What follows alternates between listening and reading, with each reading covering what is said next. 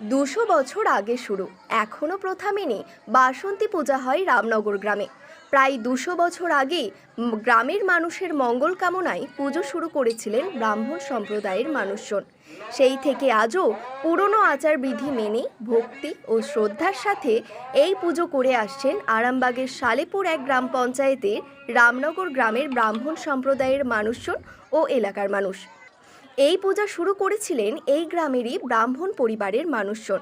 কয়েক বছর পর থেকেই গ্রামের মানুষদেরও সহযোগিতা নিয়ে এই পূজা অনুষ্ঠিত হয়ে আসছে। ষষ্ঠী থেকে নবমী মায়ের পূজা ধুমধামের সাথেই পালিত হয়। অষ্টমীর দিন সকালে মায়ের খিচুড়ি ভোগ রান্না করা হয়। সন্ধি পূজায় মাকে মাছের ঝাল দিয়ে প্রসাদ দেওয়া হয়।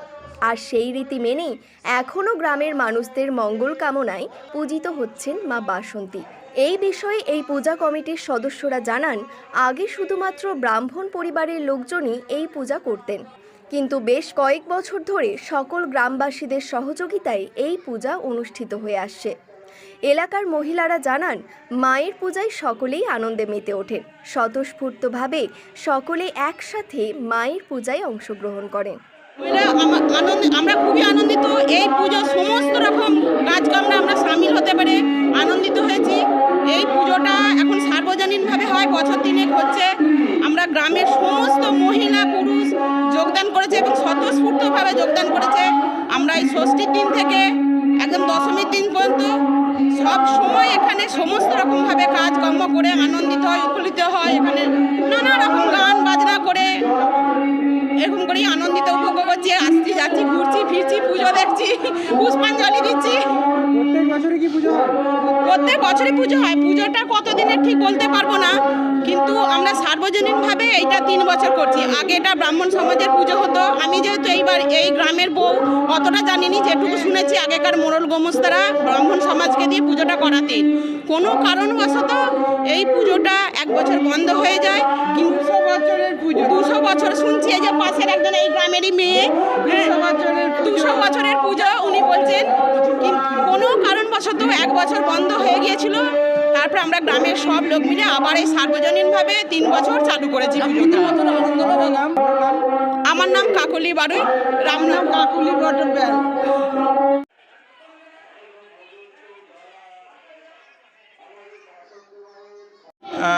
আমরা 3rd জেনারেশন বলা যায়। তার আগে আরও 2 জেনারেশন আগে, মানে আমার বাবা, তার বাবা, ধরা যেতে পারে সেই সময়কার যারা জেনারেশনের লোক, তারা এই পুজোর প্রবর্তক।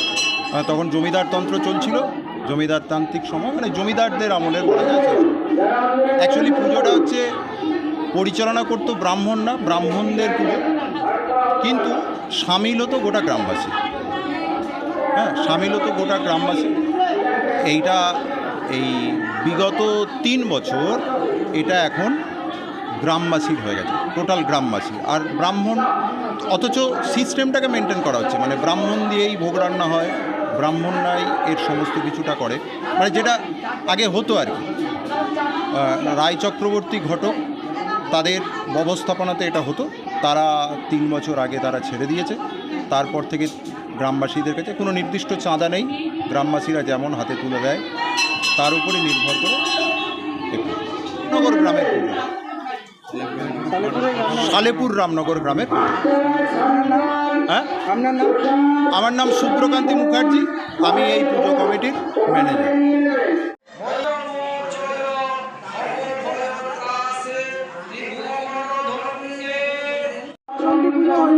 কত বছরের কি 235 বছরের প্রায়। রামনগর, এটা হচ্ছে গ্রাম ষোলানা, এটা শিবতলা। এখানে 24 প্রহর হয়, গাজন হয়। পুজো শুরু হয়েছে ষষ্ঠী থেকে শুরু হয়েছে। আজ মহাষ্টমী, আজকে মহাষ্টমীর দিন পুজো চলছে। কতজন মানুষ আসেন, কোন কোন গ্রামে? এইখানেতে মোটামুটি 3টে গ্রামের মানুষ আসে, রামনগর, সালেপুর, মহরতপুর। আপনার বিদ্যাপতি বাড়ুই, রামনগর, পুজো কমিটির সদস্য। এখন আরামবাগেই রয়েছে প্রাণ আইভিএফ ফার্টিলিটি সেন্টার। নিঃসন্তান দম্পতিদের মুখে হাসি ফোটানোর বিশ্বস্ত প্রতিষ্ঠান প্রাণ আইভিএফ ফার্টিলিটি সেন্টার দক্ষিণবঙ্গের মধ্যে সর্ববৃহৎ এবং সর্বপ্রথম এআরটি গভর্নমেন্ট রেজিস্টার প্রাপ্ত আইভিএফ সেন্টার এখন আরামবাগেই। অল্প খরচে আইভিএফ পরিষেবা, বন্ধাত্ম চিকিৎসার এক অভিনব অধ্যায়। প্রাণ আইভিএফ ফার্টিলিটি সেন্টার একেবারে অল্প খরচে পুরুষ ও মহিলার বন্ধাত্ম পরীক্ষা, বন্ধাত্ম চিকিৎসা সবকিছুই হয় আমাদের প্রতিষ্ঠানে। সুচিকিৎসার মাধ্যমে মা ও বাবা ডাক শুনতে পারবেন নিঃসন্তান দম্পতিরা। তাহলে আর দেরি কেন? আজই যোগাযোগ করুন প্রাণ আইভিএফ ফার্টিলিটি সেন্টারে।